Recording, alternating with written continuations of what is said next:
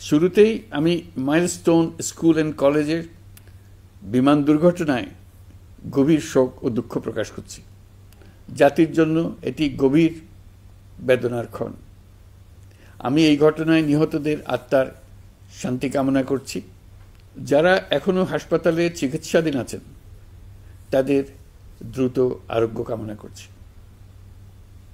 এই ভয়াবহ দুর্ঘটনা আমাদের আরেকবার স্মরণ করিয়ে দিয়েছে চিকিৎসক ও স্বাস্থ্যকর্মীদের অবদান, তাদের পেশার মাহাত্ম্য।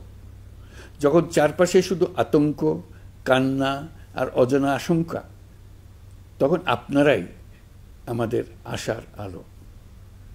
এই কঠিন সময়ে যারা ক্লান্তি ভুলে আহতদের সেবা দিয়ে যাচ্ছেন, আমি জাতির পক্ষ থেকে আপনাদের কৃতজ্ঞতা জানাচ্ছি। প্রিয় চিকিৎসকবৃন্দ, যুদ্ধের সময়ও আক্রান্ত ও আহতদের চিকিৎসা বন্ধ করা যায় না।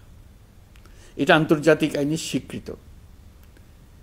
এর ব্যতিক্রম আমরা দেখেছি এই বাংলাদেশে 24শে জুলাই গণ অভ্যুত্থানের দিনগুলোতে। ফ্যাসিস্ট সরকার শুধু এদেশের ছাত্র শ্রমিক জনতার বুকে গুলি চালিয়ে থেমে থাকেনি, তারা সর্বোচ্চ চেষ্টা করেছে যেন কেউ হাসপাতালে চিকিৎসা না পায়। জুলাই আমাদের চিকিৎসক যোদ্ধাদের গল্প কোনো যুদ্ধক্ষেত্রের ডাক্তারদের গল্প কেউ হার মানায়। রাস্তায় ছাত্রদের পিটিয়ে রক্তাক্ত করে মেডিকেলে ঢুকেও তাদের উপর হামলা হয়েছিল। ডাক্তার নার্সদের হুমকি ধামকি, নানা রকমের বাধা দেওয়া হয়েছিল। শত শত ছেলে মেয়ে অন্ধত্ব বরণ করেছে, কারণ তারা সঠিক সময়ে চিকিৎসা পায়নি। নির্দেশ ছিল আন্দোলনে আহত কাউকে হাসপাতালে চিকিৎসা দেওয়া যাবে না। আপনারা পেছনের গেট দিয়ে আহতদের গোপনে চিকিৎসা দিয়েছে। হাসপাতালে হাসপাতালে গ্রেফতার অভিযান চালানো হয়েছিল। সিসিটিভি ফুটেজ, রেজিস্ট্রার খাতা নিয়ে যাওয়া হচ্ছিল। ডাক্তার নার্সরা সে সময় নিজেদের জীবন বিপন্ন করে জুলাই যোদ্ধাদের চিকিৎসায় নিজেদের সর্বোচ্চ দিয়েছিলেন। তারা রোগীর কোনো তথ্য নথিভুক্ত পর্যন্ত রাখেন নাই, কারণ এইসব নথির সূত্র ধরে আহতদের গ্রেপ্তার করা হচ্ছিল। বিনামূল্যে দিনরাত গুলিবিদ্ধ আন্দোলনকারীদের জীবন বাঁচাতে আপনারা সর্বোচ্চ ঝুঁকি দিয়ে চিকিৎসা দিয়েছেন। 2 চিকিৎসক বোনকে আমরা দেখেছি নিজ উদ্যোগে গ্যারেজের মধ্যে অস্থায়ী ক্লিনিক তৈরি করে চিকিৎসা দিয়েছেন। অনেকে নিজেদের ঘরের মধ্যে অস্থায়ী ক্লিনিক তৈরি করে চিকিৎসা দিয়েছেন। আপনারা নিজেরা ঝুঁকির মধ্যে ছিলেন, আপনাদের পরিবার ঝুঁকির মধ্যে ছিল, তবু পাহাড়সম বাধা পার করে আপনারা মানুষের জীবন বাঁচাতে এগিয়ে এসেছিলেন।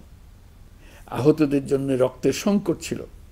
প্রশাসনের রক্তচক্ষু এড়িয়ে আপনারা রক্তের ব্যবস্থা করেছেন।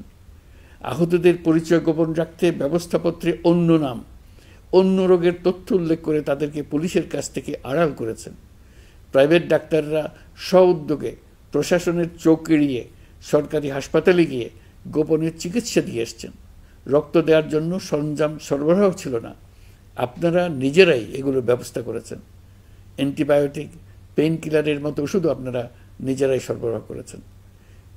আপনারা শুধু চিকিৎসক নন, আপনারা এই জুলাইয়ের অন্যতম নায়ক। আপনারা সাহস এবং মানবতা, দায়িত্ববোধের জীবন্ত প্রতিচ্ছবি। এই দুঃসময়ে আপনারা যে সেবা দিয়েছেন তা আমরা কোনোদিন ভুলব না।